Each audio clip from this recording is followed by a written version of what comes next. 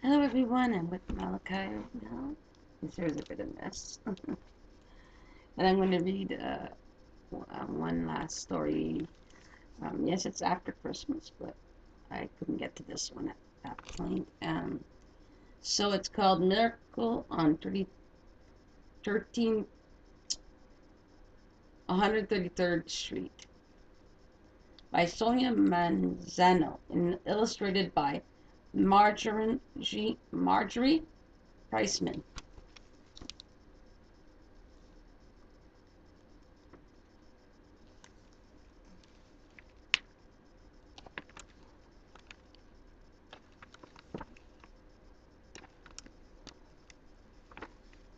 Jose was decorating the tiniest Christmas tree ever. It was practically a twig, and what was he supposed to do with the leftover ornaments anyway? So there he is.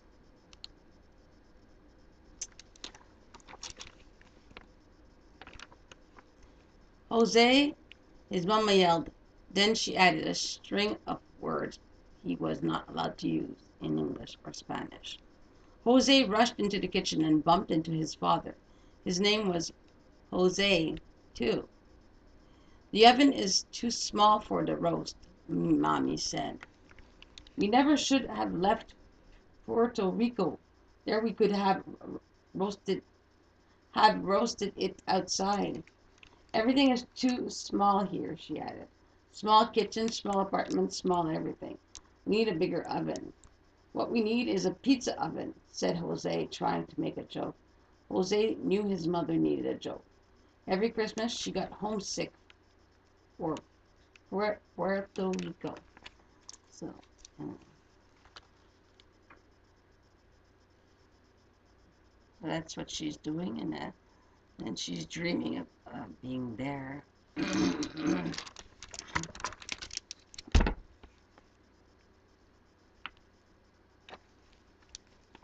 That's not a bad idea, said Papi. They put the roast in the biggest box they could find and started out for regular Ray's Pizzeria. As soon as they closed their apartment door, Mrs. Whitman in 4B stuck her nose out of hers. What's all this racket? She demanded. We're going to get our Christmas. Jose started to explain. Christmas, Christmas, Christmas. That's all I hear all day. My kids are driving me crazy. I can't wait until these holidays are over and they're back in school. And she slammed her door.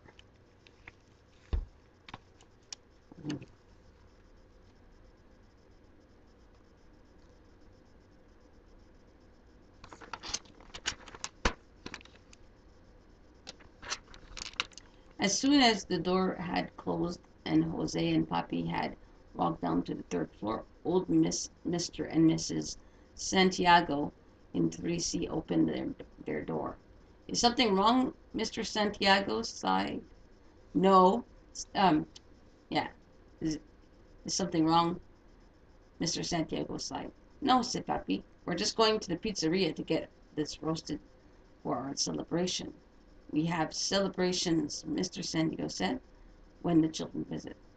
But they can't come this year, Mrs. Santiago finished saying for him. And with that, they closed the door softly.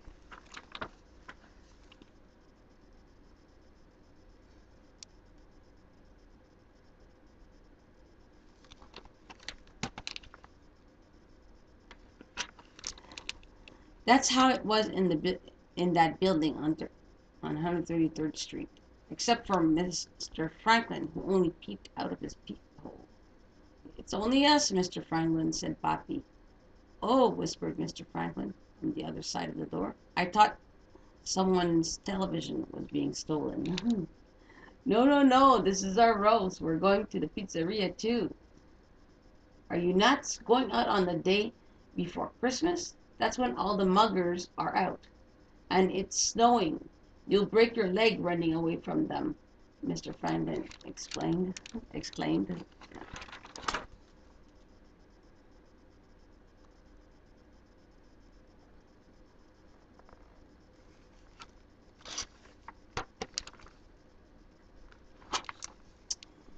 Then they came up the Wozinskis, who live in 2B. "Oh dear, won't roasting that cost a lot of money?" said Mr. Wozinski when they told her what they were going to do. "That's what I hate about the holidays," added Mr. Wozinski. "All the money you have to spend. Who has money to spend on a roast?" Before Jose or his father could answer, the Di Palma twins ran past Mr. Di Palma, chasing them. "Wait! You need your boots!" he yelled, then paused long enough to remark, "Money is tight for me, too. My taxi's been in the shop for weeks. It's awful. I'll tell you what's awful," said Miss Simon from downstairs. "Shopping. I couldn't come up with anything for my nephews. I have 7 of them. What am I going to do?" "Don't buy anything," Mr. Wozinski said. There's too much buying on the holidays, and the packages, they hold up the mail." The roast began to feel heavier and heavier. A lot of complaining. Mm.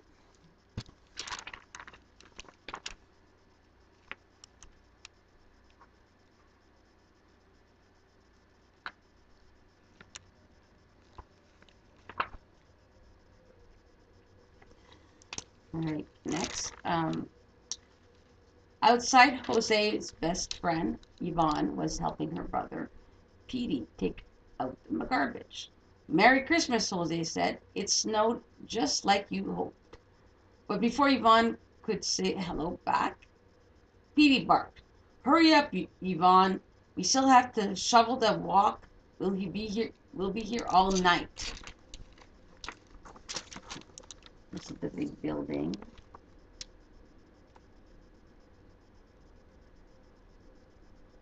Mm-hmm. Oops, I have it upside down.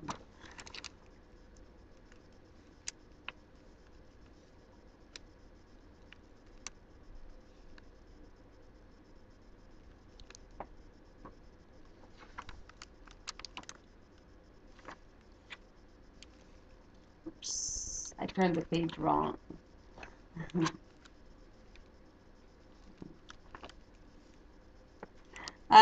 A snowball whizzed right by her head. Just a minute. Yeah, okay.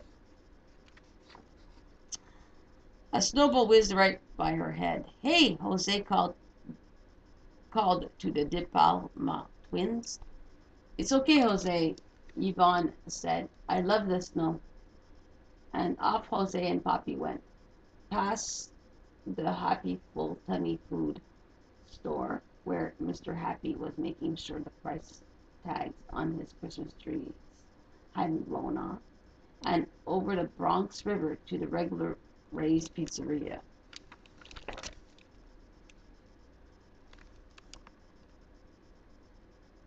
Okay, that's what Yvonne was complaining about, shoveling snow. Now I get it. Okay, and so.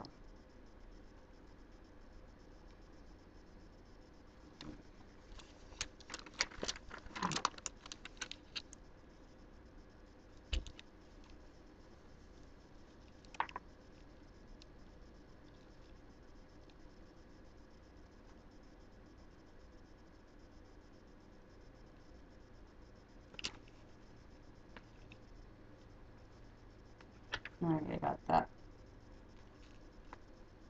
Okay.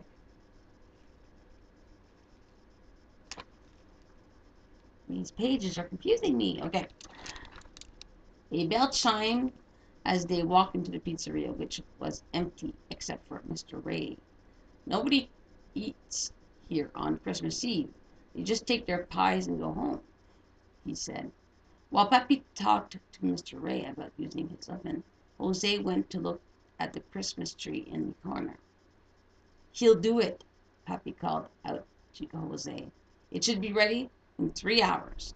Jose slid under the tree and waited and waited and waited. The next thing he heard was his father calling to him.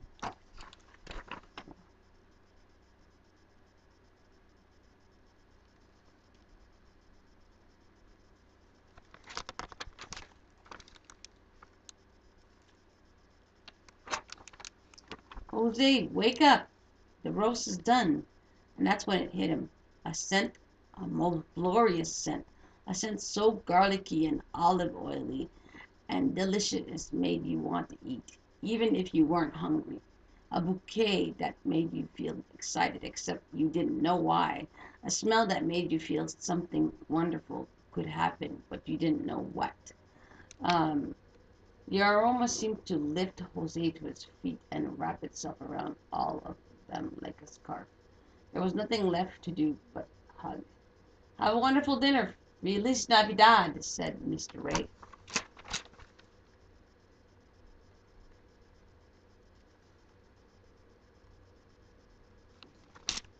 Merry Christmas. All right. So great. Gracias. But why don't you join us? Asked Papi suddenly. We always celebrate Christmas on Christmas Eve. Oh, but I have to mop the floor and polish the. Then he took a deep breath. What am I saying? There are no more customers, and it is Christmas Eve. He put on his coat and grabbed a package from the freezer. Some of my cannolis for your wife, he said as the door chime closed behind them.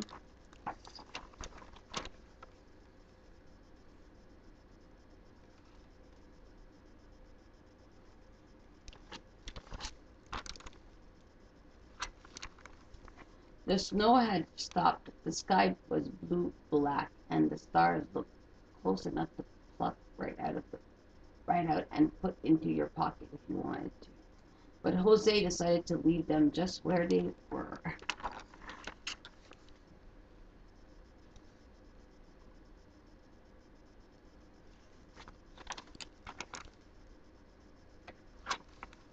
His father and Mr. Ray waltzed on with the roast as Jose floated on ahead until they found themselves in front of the Happy Full-Time Vegetable and Fruit stand. A customer was arguing with Mr. Happy. This tree costs too much money, she barked. It does not, snapped Mr. Happy. Well, then never mind, said the customer, and she began to stomp away. Then she sniffed the air, paused, and turned back. Well, it is a beautiful tree, and just the right size, she said. And then the aroma formed a halo around Mr. Happy's head, and he said, Oh, just take it, no charge, it's Christmas Eve.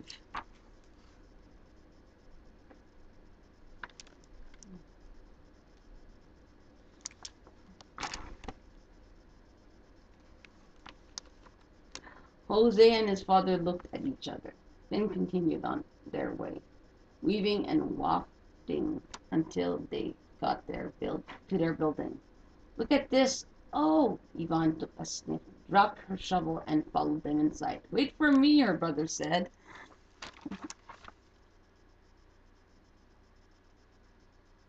I actually like this book a lot. Hey, baby. You gonna come? Come here. Raziel, come. The hall filled with the smell of roast. Everyone opened their door at the same time. Is that a roast I smell? Said someone. See, said Papi. Why don't you all come and help us eat it? Hi, baby. Hi, Raziel. They knew the aroma had reached the third floor because the Wozinski and Mr. Franklin were standing in the hallway talking. Mr. Franklin, we haven't seen you in years, Mr. Wozinski was saying. I was just thinking I'd run to the Bodga to buy some Christmas cookies before they close. And a cake would be nice, added Mrs. Wozinski. A great big fancy one. It's Christmas Eve. Why don't I get I go with you, said Mr. Franklin. I feel like making a snow angel.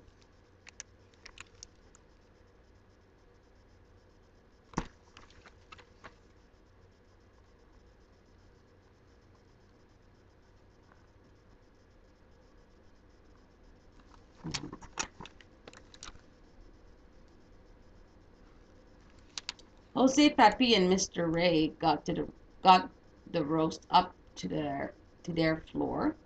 Mammy was already in the doorway, looking dreamy. "Oh, it smells like home," she said. And before they could even get the roast into the apartment, Mrs. Whitman, her children, and Mr. and Mrs. Santiago were upon them. Please come celebrate Christmas with us," said Mommy. "We have a beautiful Christmas tree and a huge roast." They have a small tree, but it's that's yeah. The money has nothing to do with that, like you see. I like this book a lot. Celebrate Christmas on Christmas Eve as well as Christmas Day. What a great idea. Sorry. Ah, okay. "The children will love it," said Mrs. Whitman, giving each a hug as she ushered them in. "Let us get our guitars," offered the Santiagos. "Our children love singing carols." Yvonne and Petey came bounding up the stairs with a few extra chairs. "I thought these might come in handy," Petey said, smiling. So, there we go.